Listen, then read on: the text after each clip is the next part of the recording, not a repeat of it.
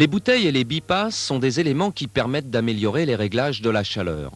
Ils sont simples à réaliser et leur utilisation devient de plus en plus courante en chaufferie.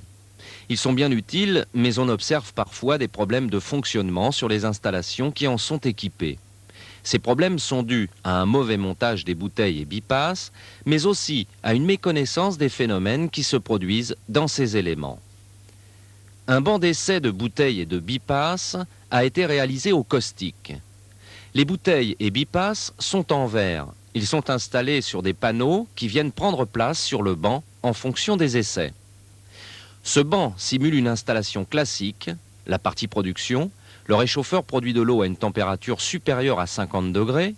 La partie distribution, la chaleur est évacuée par un radiateur. Un jeu de vannes permet de régler les débits des circuits primaires et secondaires. L'intérêt de ce montage réside dans l'utilisation d'un traceur, le bleu de méthylène. L'eau chaude produite par le réchauffeur est colorée à son entrée dans les bipasses ou les bouteilles. C'est cette astuce qui nous permet de visualiser les phénomènes qui se produisent dans les bouteilles et les bipasses.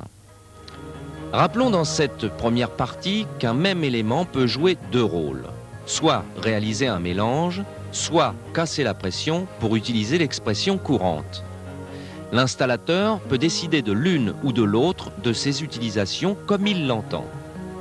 Tout réside dans le choix des débits dans les réseaux primaires et secondaires. Étudions tout d'abord le fonctionnement qui permet de casser la pression entre guillemets. Considérons pour cela une bouteille dimensionnée de manière classique.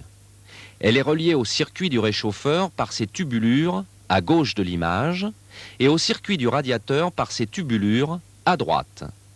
L'eau chaude arrive à la bouteille par la canalisation qui se trouve en haut à gauche. L'eau froide de retour de l'utilisation arrive par la canalisation située en bas à droite sur le schéma. Rappelons que casser la pression, c'est désolidariser le fonctionnement des circuits production et utilisation. La bouteille représente alors un point neutre ou encore une liaison sans pression. Pour cela, le débit doit être descendant dans la bouteille. Il faut que le débit au primaire soit supérieur au débit au secondaire. Cette répartition est respectée dans la séquence projetée en partie gauche de l'écran. L'eau chaude est colorée en bleu. On note une stratification au niveau de la tubulure inférieure gauche de la bouteille. Nous avons visualisé le fonctionnement d'une bouteille dite casse-pression.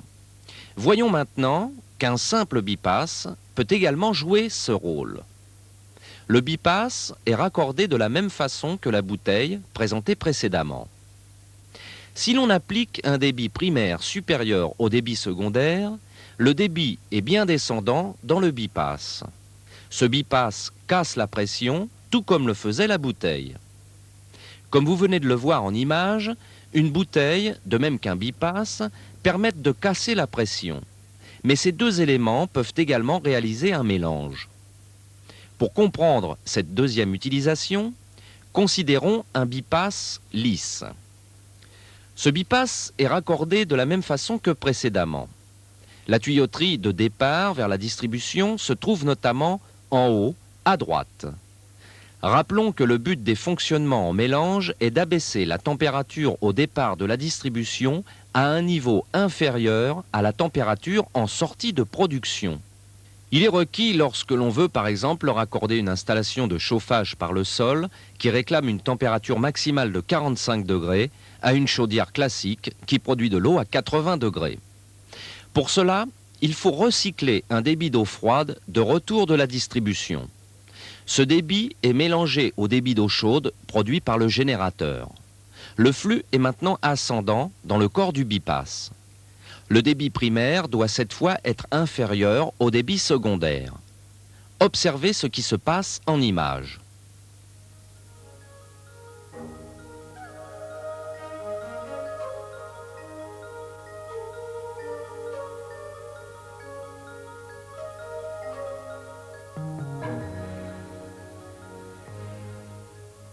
Une bouteille, au même titre qu'un bipasse, peut également effectuer un mélange.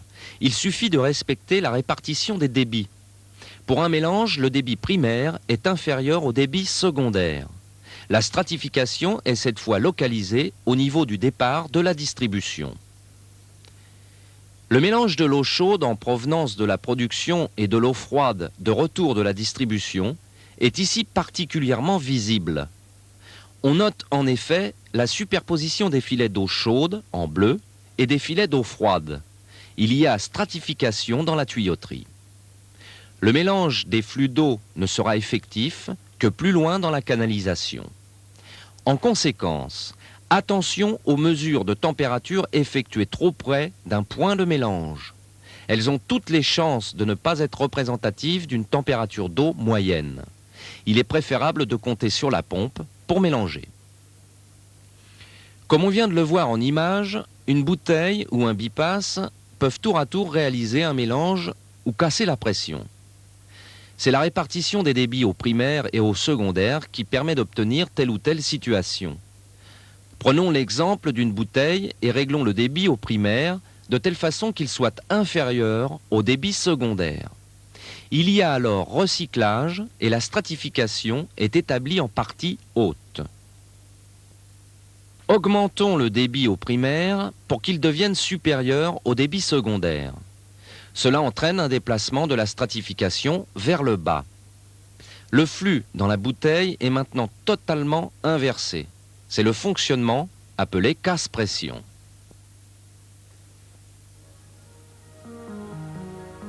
Comment choisir entre une bouteille et un bipasse? Nous allons nous contenter de mettre en évidence les intérêts annexes d'une bouteille. Une bouteille permet de décanter et de dégazer l'eau du circuit. Le diamètre de la bouteille est en général choisi égal ou supérieur à 3 fois le diamètre des tubulures de raccordement.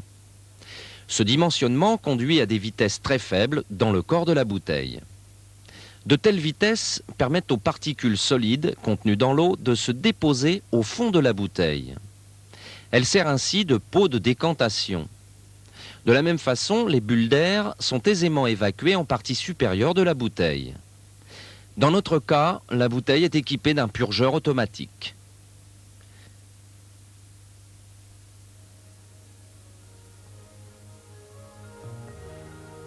La pose d'une bouteille ou d'un bipasse doit respecter quelques règles simples. Il faut impérativement disposer la bouteille ou le bipasse verticalement, jamais horizontalement. Il faut raccorder les canalisations les plus chaudes en haut et les plus froides en bas. Ces règles permettent d'éviter tout problème de fonctionnement hydraulique. Dans ce qui suit, nous avons volontairement désobéi à ces impératifs. Vous vous rendrez compte en image des conséquences que cela engendre.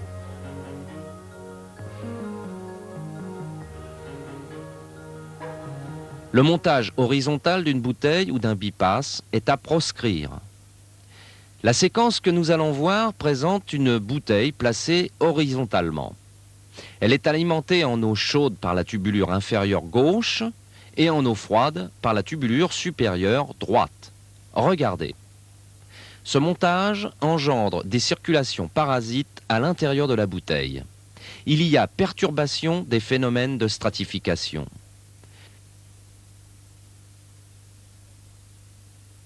Comme nous l'avons vu, une bouteille ou un bipasse doit toujours être positionné verticalement, mais attention, cela ne suffit pas.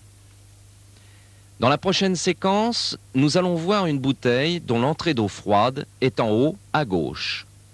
Cette disposition des tuyauteries ne respecte pas la règle, raccordement chaud en haut et froid en bas. Observez les conséquences de ce mauvais montage. Dès son injection, le colorant bleu se répartit dans tout le volume de la bouteille. La stratification est éliminée. La température au départ de la distribution est incontrôlée. Le raccordement chaud en haut et froid en bas doit être respecté.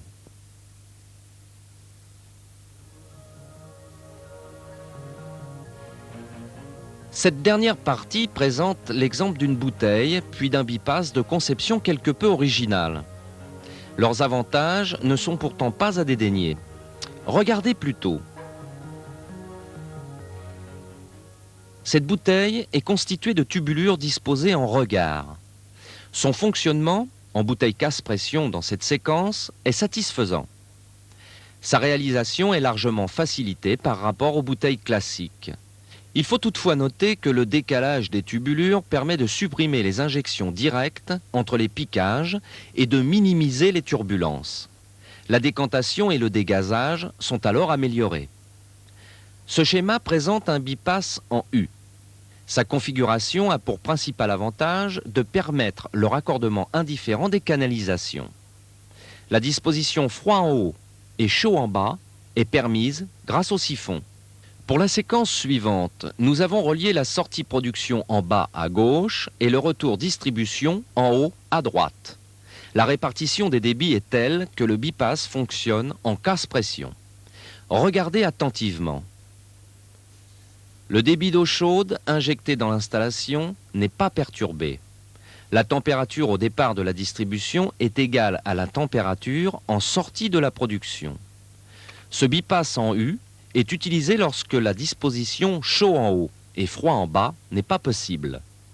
Il trouve ainsi son intérêt pour les circuits qui fonctionnent alternativement en chauffage et en refroidissement.